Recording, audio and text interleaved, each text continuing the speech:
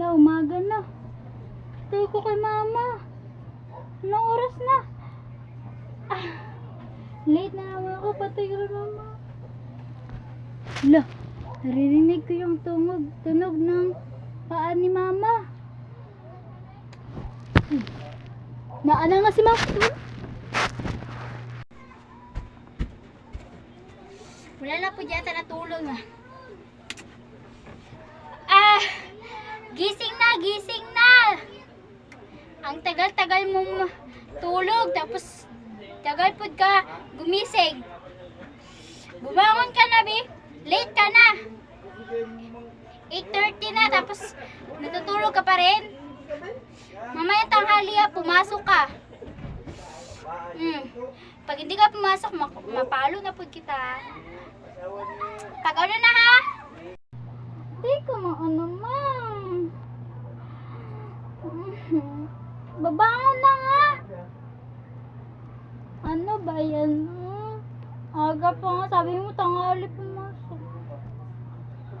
Kakain na nga ako. Tapos maligo na rin ko. Aga-aga pa man eh. Mamaya na ako. Talaga ako, 1 minute.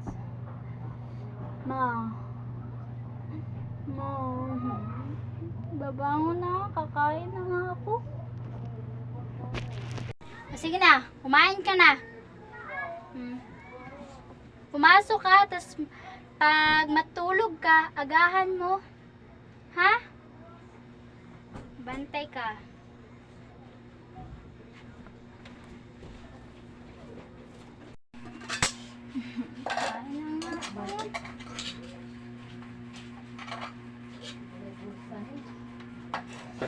Mama, walang ulam. Mahingi ako pambili. Ano ako, pambili ng ulam mo.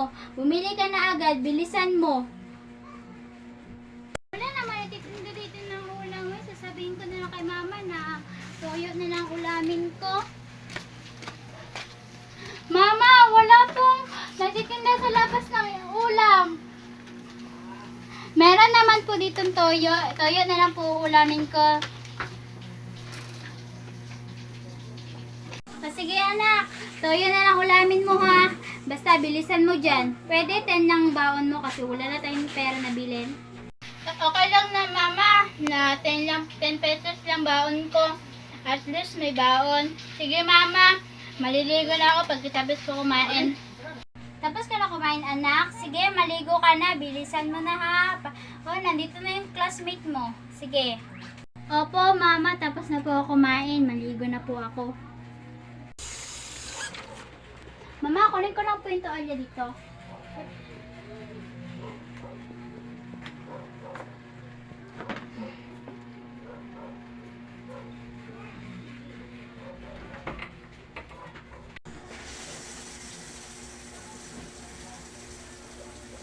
Ay, nako. Ang lamig ng tubig. Dapat kasi iniinit ko ni mama ng tubig eh.